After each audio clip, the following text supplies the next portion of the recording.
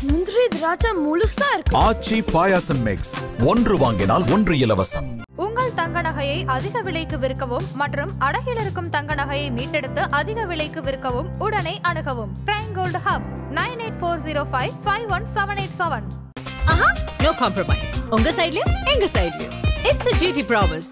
GT Holidays, South India's #1 travel brand. ஆதரநேயர்களுக்கு அன்பு வணக்கம். India தன்னோட வரலாற்றில் பல துரோகங்களை சந்தித்திருக்கிறது. துரோகங்களை நாம் சந்திக்கும் போதெல்லாம் என்ன நடக்கும் அப்படின்னா, ஒன்று அந்த துரோகத்தை தாண்டி வருவோம், இல்லை அந்த துரோகம் செய்தவர்களை மண்ணோடு மண்ணாக்கி இந்தியா முன்னேறும். அது நம்மளுடைய ஒரு இயல்பு. இப்போ அதே போல தான் நம்மால் உருவாக்கப்பட்ட ஒரு நாடு நம்ம நாட்டுக்கு எதிரான வேலைகளை செய்ய தொடங்கி இருக்கிறது. கடந்த காணொலியில் பல காணொலிகளில் பங்களாதேஷ் தொடர்பாக நம்ம தொடர்ச்சியாக பேசியிருக்கிறோம். வங்கதேசம் என்பது தற்போது கிழக்கு பாகிஸ்தானாக மாறிவிட்டது அப்படிங்கிறதுக்கான தெளிவான ஒரு சமிக்ஞைகள் கிடைத்திருக்கிறது. அதையும் தாண்டி இந்தியாவுக்கு எதிரான தாக்குதலை நடத்துவதற்கு வியூகம் அமைத்து தரக்கூடிய அளவுக்கு ஒரு தீவிரவாத கூடாரமாக வங்கதேசம் தற்போது மாறிக்கொண்டிருக்கிறது அப்படிங்கிறதை உணர்த்தும் விதமாகத்தான் செய்திகள் வந்து கொண்டிருக்கிறது. ரெண்டு விஷயங்களை பார்ப்போம். ஒன்று, கடந்த அக்டோபர் மாதம் 30 லஷ்கர்-இ-தொய்பா அப்படிங்கிற பயங்கரவாத இயக்கத்துடைய ஒரு கமாண்டர், அவன் பேர் சைஃபுல்லா, அவன் ஒரு வீர உரை நிகழ்த்துறான். அந்த உரையில வங்கதேசத்துல லஷ்கர்-இ-தொய்பாவுடைய மிக முக்கியமான தளபதிகள் இருக்கிறார்கள்.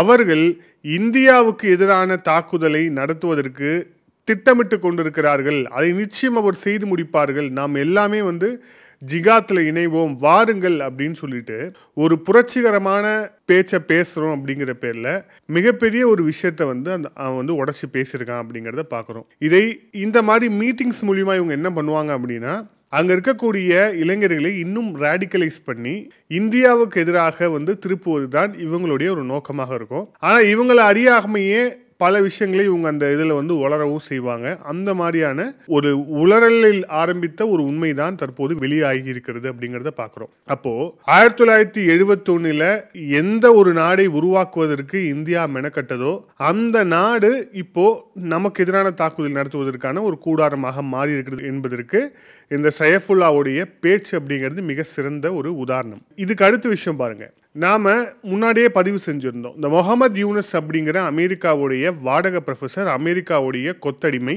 இப்போ வங்கதேசத்துடைய தலைவர் அப்படிங்கிற அந்த சேர்ல உட்கார்ந்துருக்கா. இப்போ தொடர்ச்சியாக ஒரு கிரேட்டர் பங்களாதேஷ் அப்படிங்கிற ஒரு புது கனவோட அவர் பயணிப்பதாக யூனஸ் காட்டிக்கொள்ள தொடங்கி இருக்கிறார்.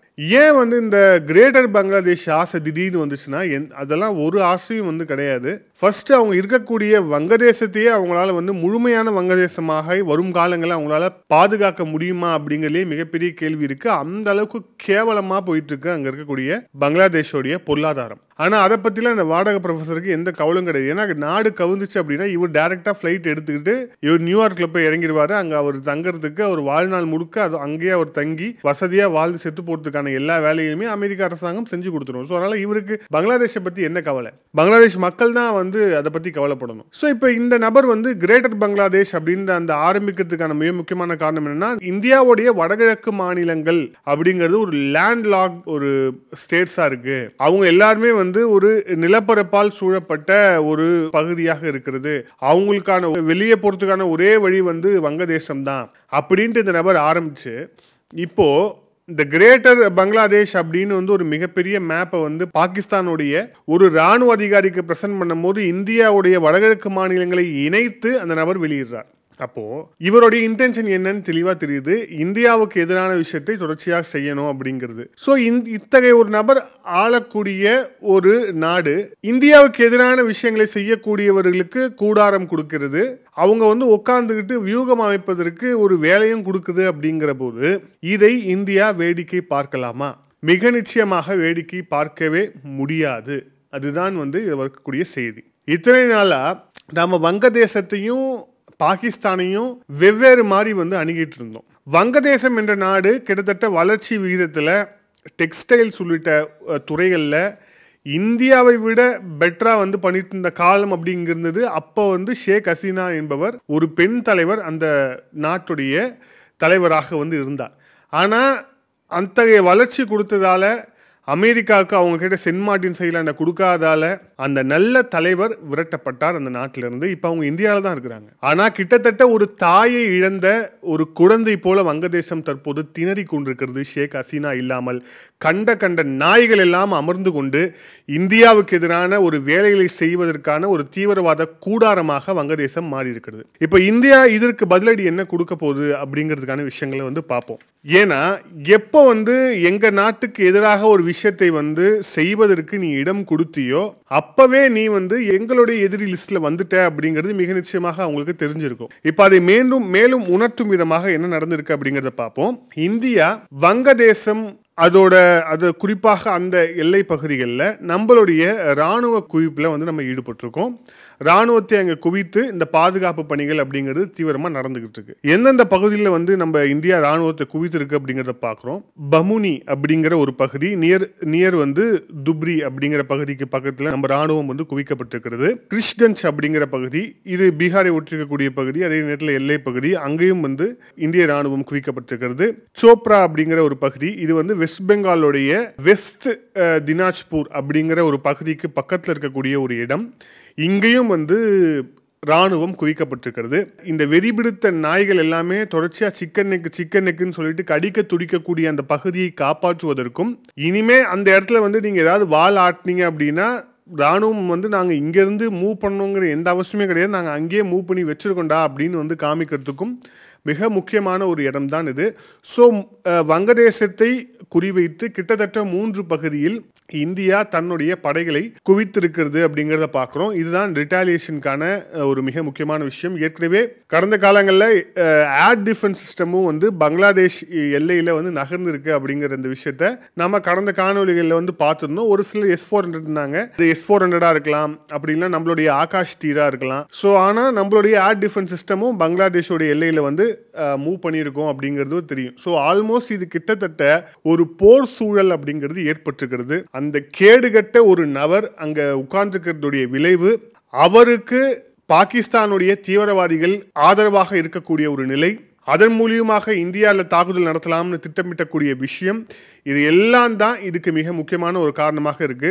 இன்னும் 6 மாசத்துல வெஸ்ட் பெங்காலில் எலெக்ஷன் நடக்க போகுது, எல்லாருக்குமே தெரியும். ஸோ எலெக்ஷன் நேரத்தில் இவங்க ஒருவேளை தாக்குதலை தொடங்கினாங்க அப்படின்னா அது எத்தகைய விஷயத்தை பாதிப்பை ஏற்படுத்தக்கூடும்னு பல்வேறு கேள்விகள் நம்மளை ஒட்டி தொடங்கி இருக்கு அப்படிங்கிறத பார்க்குறோம். ஆனால் இன்னொரு விஷயம் என்ன அப்படின்னா, பிப்ரவரி மாதம் வங்கதேசத்தில் தேர்தல் நடைபெற இருக்கு. அந்த தேர்தலில் almost BNP, Bangladesh nationalist party, Khaleda ji அவங்களுடைய கட்சி தான் ஆட்சிக்கு வரும் அப்படின்னு இப்போ வரைக்கும் வரக்கூடிய செய்திகள் உணர்த்துகின்றன. ஆனால் இந்த வரக்கூடிய செய்திகள் அப்படிங்கிறத தாண்டி கலிதாஜியோடைய பார்ட்டி வந்ததுக்கு அப்புறம் இந்த யூனஸ் என்ன ஆவார், இவங்களுடைய இந்த அமெரிக்க சார்பு, அமெரிக்காவுடைய இந்த பப்பட்டா இருக்கக்கூடிய விஷயம்லாம் என்ன ஆகும் அப்படிங்கிறது நாம பொறுத்திருந்து பார்க்கணும். இந்த பதிவோட இறுதியா இவங்களோட ஆட்டம் அப்படிங்கிறது யாரை வச்சு முன்னெடுத்து இவங்க ஆடுறாங்க இந்த ஆட்டத்தை எல்லாமே அப்படின்னா, வெள்ளை மாளிகை இருக்கக்கூடிய அந்த அதிகாரம், டொனால்ட் ட்ரம்ப் என்கிற அந்த ஒற்றை மனிதர் கடந்த காலங்களில் ஒரு பிரஸ் மீட்ல வங்கதேசம் தொடர்பாக இனி பிரதமர் மோடி பார்த்து கொள்வார் அப்படின்னு சொன்ன அதே ட்ரம்ப் அதன் பிறகு என்னென்ன செய்தார் அப்படிங்கிறத நம்ம பார்த்துருக்கோம். இப்போ ரொம்ப ரீசெண்டான ஒரு பிரஸ் மீட்ல என்ன சொல்லியிருக்காரு அப்படின்னா, விரைவில் நான் இந்தியா வர இருக்கிறேன் அப்படின்ட்டு அவர் சொல்லியிருக்கிறாரு. ஸோ இந்தியாவோட ஒரு நெருக்கம் காட்ட மீண்டும் தொடங்கியிருக்கிறார் டொனால்ட் ட்ரம்ப் அப்படிங்கிற தகவல் வெளியாகி இருக்கு. அதுக்கு இன்னொரு மிக முக்கியமான காரணம் என்ன, நியூயார்க் மேயர் எலெக்ஷன்ல அந்த வாங்கின அடி அப்படிங்கிறது இந்தியர்களுடைய அந்த முக்கியத்துவம் என்ன, அப்புறம் இந்திய பொருட்கள் அமெரிக்காவுக்குள்ள வராததால ஏற்படக்கூடிய விலைவாசி என்ன அப்படிங்கிற விஷயத்தை இப்போவாது அந்த மரமண்டைக்கு உணர்த்தி இருக்கு அப்படிங்கிறத பார்க்குறோம். ஸோ ஒருவேளை இவங்களுடைய எஜமான் பாகிஸ்தான், வங்கதேசம் யாராக இருந்தாலும் சரி, இவங்களுடைய ஒற்றை எஜமானன் யாருன்னா அந்த வெள்ளை மாளிகையில் இருக்கக்கூடிய அந்த ஒற்றை நபர் தான். ஸோ இப்போ அந்த நபர் வேறு விஷயங்களை நோக்கி நகரும் போது, இன்னும் பழைய மாதிரி இந்தியா கூட ஒரு சாஃப்ட் நேச்சராக அவர் அணுகும் போது, ஒரு நட்போடு அணுகும் பட்சத்தில் இந்த விஷயங்கள் எல்லாமே மாறும். இல்லை ட்ரம்ப் அந்த மாதிரி நகரக்கூடிய நிலையில் இல்லை அப்படின்னு ஒருவேளை உறுதி ஆச்சு அப்படின்னா, வங்கதேச எல்லையில் வங்கதேசத்துக்கும் இந்தியாவுக்கும் இடையிலான ஒரு யுத்தம் அப்படிங்கிறது தவிர்க்க முடியாத ஒரு விஷயமாக மாறி இருக்கிறது. மிக குறிப்பாக இந்த யூனஸ் போன்ற வரக்கூடிய ஆட்சியாளர்களும் அதே மனநிலையில் இந்தியாவை அணுகினார்களே ஆனால், குறிப்பாக இந்த லஷ்கர்-இ தொய்பா அப்படிங்கிற நச்சு வாய்ந்த ஒரு பயங்கரவாத அமைப்பு, ஏற்கனவே பல தாக்குதல்களை இந்தியாவில் நடத்திய ஒரு அமைப்பு, அந்த அமைப்புக்கு வந்து இவங்க வந்து ஒரு வீடு கட்டி நீங்கள் வந்து சொகுசாக வாழுங்கன்னு வங்கதேசத்தில் வச்சுருந்தாங்கன்னா சர்ஜிக்கல் ஸ்ட்ரைக்கில் என்ன நடந்தது, பாகிஸ்தான் ஆக்குபைட் காஷ்மீரில் என்ன நடந்தது, பயங்கரவாதிகள் எங்கெங்கெல்லாம் வந்து தங்கி இருக்கிறாங்களோ அதை வந்து குறிவைத்து தாக்குதல் நடத்தப்பட்டது. அதே மாதிரி தாக்குதல் வங்கதேசத்திலையும் நடக்கலாம் அப்படிங்கிறத பார்க்கலாம். எது நடந்தாலும் நம்மளுடைய அசட்ஸை வந்து பாதுகாப்பதற்கு, நம்மளுடைய எல்லையை பாதுகாப்பதற்கு 100% தீவிரமான முயற்சியிலும் கண்காணிப்பிலும் இந்தியா ஈடுபட்டிருக்கிறது. வங்கதேசம் ஒருவேளை வாள் ஆட்டுச்சு அப்படின்னா வாள் ஒட்ட நறுக்கப்படும். மீண்டும் இன்னொரு காணொலியில் சந்திப்போம். அதுவே நன்றி, வணக்கம்.